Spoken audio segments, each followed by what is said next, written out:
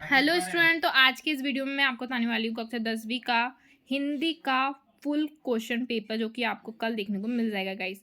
तो आपका जो पेपर चल रहा है हाफ ईयरली, तो उसी का फुल क्वेश्चन फुल पेपर आपको मैं दिखाने वाली हूँ गाइस। यदि आप इसका पूरा पीडीएफ चाहते हैं तो आप studysource.online में जा सकते हो। आपको वहाँ फ्री में इसका पीडीएफ मिल जाएगा, जिससे आप और अच्छे से तैयारी कर सकते हो। तो गाइस, हमारा प्रश्न नंबर पहला है, रिक्त स्थान में सही विकल्प चुनकर लिखिए। साहित्य लहरी रचना खालिस्तान की है। दूसरा क्वेश्चन है, किए हुए उपकार को ना मानने वाले को खालिस्तान कहते हैं। तीसरा, रस के अंग खालिस्तान होते हैं। चौथा, जहाँ कारण के बिना कार्य होता है वहाँ खालिस्तान अलंकार होता है। पांचवा, सब कुछ जानने वाले को खालिस्तान कहते हैं। तो जो सब कुछ जानते हैं उसे सर्वज्ञ कहते हैं गाइस। छठवा है, राकेश खालिस्तान संधि का उदाहरण है। प्रश्न नंबर दूसरा, सही विकल्प का चयन कीजिए। रौद्र रस का स्थायी भाव है क्रोध। अनामिका और गीतिका रचनाएं किस कवि की है? नागार्जुन, सूर्यकांत, त्रिपाठी निराला, देव, महादेवी वर्मा। तीसरा है, चालीसा में कौन सा समास है? चौथा, अर्थ के आधार पर वाक्य के भेद कितने होते हैं? तो गाइस, इसे हम ट्रिक से याद कर सकते हैं। अर्थ मतलब 8 भेद होते हैं। पांचवा, हिंदी साहित्य का गद्य काल किस युग में प्रारंभ होता है? छठवा, जहाँ एक शब्द से अनेक अर्थ निकलते हो वहाँ कौन सा अलंकार होता है? अनुप्रास, उपमा, यमक, श्लेष। प्रश्न नंबर तीसरा, सत्य असत्य लिखिए। पाठक में अयादि स्वर संधि है। सेकंड, कामयानी निराला जी की रचना है। तीसरा, कहानी गद्य की एक प्रमुख रचना है। चौथा, विनय पत्रिका सूरदास जी की रचना है। नहीं गाइस, विनय पत्रिका तुलसीदास जी की रचना है। आपको गाइस पांचवा क्वेश्चन मिल जाएगा, करुण रस का स्थायी भाव शोक है। माँ ने बेटी को अंतिम पूंजी कहा है। चौथा क्वेश्चन है आपका, सही जोड़ी बनाइए। तो उत्साह, नौपत खाने में इबादत, संस्कृति में क्यों लिखता हूँ, अंबर दोहा। तो गाइस, आपको यहाँ पे सही जोड़ी मिला लेनी है। प्रश्न नंबर पांचवा है आपका, एक शब्द या वाक्य में उत्तर दीजिए। पहला है, माता का आंचल।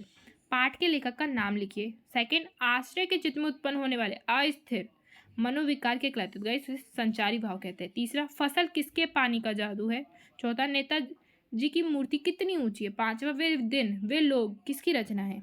छठवा, हिंदी का पहला आंचलिक उपन्यास कौन सा माना जाता है। छठवा है क्वेश्चन आपका, बच्चे माता पिता के प्रति अपने प्रेम को कैसे अभिव्यक्त करते हैं। आठवें का क्वेश्चन आपका, प्रगतिवाद की दो विशेषताएं लिखिए। प्रश्न नंबर सातवां है, सेनानी ना होते हुए भी चश्मे वाले को लोग कैप्टन क्यों कहते थे। अथवा जीवनी एवं आत्मकथा में दो अंतर लिखिए। प्रश्न नंबर आठवां है, मन रूपी भंवरा किस प्रकार की कहानी कह रहा है। अथवा बालक बोधी बधु नाही तो ही पंक्ति में कौन सा अलंकार है। प्रश्न नंबर नौवां, महाकाव्य की कोई दो विशेषता बताइए।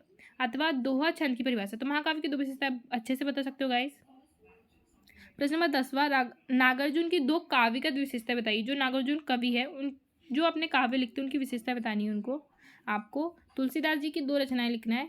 प्रश्न नंबर 11वां, नाटक और एकांकी में दो अंतर। और 8वें का क्वेश्चन, किन्हीं दो कहानीकारों के नाम एवं उनकी एक एक रचना। तो एक कहानीकार का नाम प्रेमचंद हो जाएगा गाइस। प्रश्न नंबर 12वां, शब्दगुण किसे कहते हैं एवं कितने भेद होते हैं। अथवा निपात शब्द किसे कहते हैं। प्रश्न नंबर 13वां, छायावाद के किन्हीं दो कवियों के नाम लिखिए। अथवा का क्वेश्चन, रीतिकाल किस दूसरे नाम से जाना जाता है। प्रश्न नंबर 14वां, बाल गोविंद भगत के चरित्र की दो विशेषताएं लिखिए। अथवा कैप्टन कौन था, उसे कौन सी बात आहत करती थी। 15वां क्वेश्चन है, कवि आकाश में घिरे आए सघन बादलों में किस तरह की कल्पना करता है। और 8वें का क्वेश्चन है, उषा किसकी छाया में सौभाग्य प्राप्त करती है। क्वेश्चन नंबर 16 है, बालक भोलानाथ और उसके साथी घरोदा कैसे बनाते हैं। अथवा भारतीय ऋतु चक्र की 6 ऋतु के नाम लिखिए।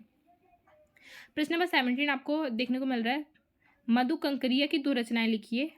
अथवे का क्वेश्चन, शिव पूजन साहे की भाषाएं लिखिए।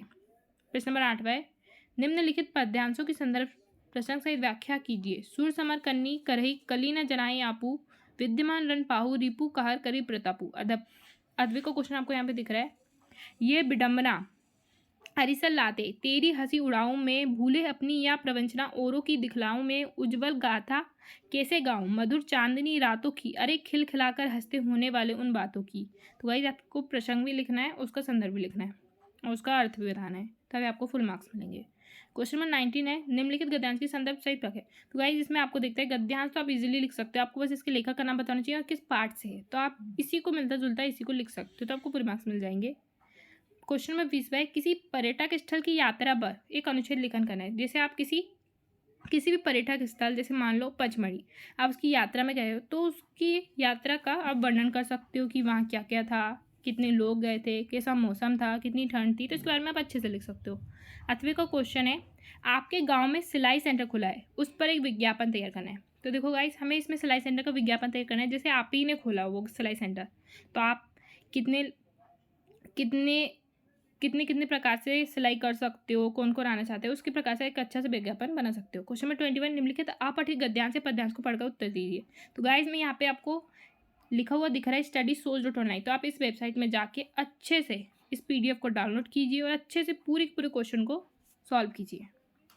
व्यक्ति का मन शक्ति संपन्न है, अतः व्यक्तियों को अपना लक्ष्य सदा ऊंचा रखना चाहिए। हमारा मन दर्पण है, मन के मनन करने की शक्ति होती है। मन चंचल है, वह प्रतिक्षण कुछ न कुछ सोचता रहे। मन हमें निष्क्रिय होकर बैठने नहीं देता। दृढ़ इच्छा शक्ति से कठिन कार्य पूर्ण हो जाता है। तो अब तक अध्याय का शीर्षक गाइस, जो चीज़ें बार बार आती है, जो वर्ड बार बार आ रहा है मन, तो इसका शीर्षक हो जाएगा कठिन से कठिन कार्य कैसे पूर्ण हो सकता है। तो दृढ़ शक्ति से। मन में कौन सी शक्ति होती है, तो गाइस इसमें आपको आंसर मिल जाएगा। और आपका चौथा क्वेश्चन, निष्क्रिय का विलोम शब्द लिखिए। 8वां क्वेश्चन है आपका, तुम धरती के पुत्र ना हिम्मत हारो, श्रम की पूंजी से अपना कार्य संवारो। श्रम की सीढ़ी पर जब मोती बनता है, तब स्वाभिमान का दीप स्वयं जलता है। मिट जाता है फिर तेन स्वयं ही क्षण में, छा जाती है नव दीप्ति धरा के कण में। तो गाइस, यहाँ पे आप देख सकते हो उपयुक्त पद्यांश को उचित शीर्षक में। श्रम का क्या महत्व है, उपयुक्त पद्यांश का सारांश लिखिए। और क्वेश्चन नंबर 22 है, परीक्षा काल में ध्वनि विस्तारक यंत्र पर रोक लगाने तो जिलाधीश को पत्र लिखें। तो गाइस, इसमें आपको क्या करना है, जब आप परीक्षा देते हो तब होता है कहीं डीजे बजते हैं, तो उसको रोकने के लिए आपको जिलाधीश मतलब कलेक्टर को एक पत्र लिखना है। तो आप इजीली लिख सकते हो। 8वीं का क्वेश्चन, अपनी सहेली को पत्र लिखिए जिसमें उसके स्वास्थ्य के विषय में जानकारी चाहिए गई। आपको पता चला आपकी फ्रेंड जो है वो बीमार है, तो आप चाहते हो कि पता करो कि वो ठीक हुई है, तो आप अपने हिसाब से लिख सकते हो। क्वेश्चन नंबर 23, निम्न में से किसी एक विषय पर रूपरेखा सहित निबंध लिखिए। कोरोना वायरस, नारी शिक्षा का महत्व, वृक्षारोपण समाचार पत्र। तो कोरोना वायरस के बारे में भी आप इजीली लिख सकते हो, नारी शिक्षा के बारे में भी, वृक्षारोपण समाचार पत्र के बारे में। तो गाइस, हमारी वीडियो यहीं पे ख़त्म होता है। गाइस, आपको पूरे के पूरे क्वेश्चनों को अच्छे से सॉल्व करना है। आपको इन्हीं क्वेश्चनों को आपके पेपर में देखने को मिलेगा। तो गाइस, ये हाफ ईयरली एग्जाम होते हैं, तो हो सकता है कि जिले वाइज पेपर आते हो, तो आपको हो सकता है कि इसमें से कुछ क्वेश्चन मिले और कुछ क्वेश्चन ना मिले। Thank you for watching.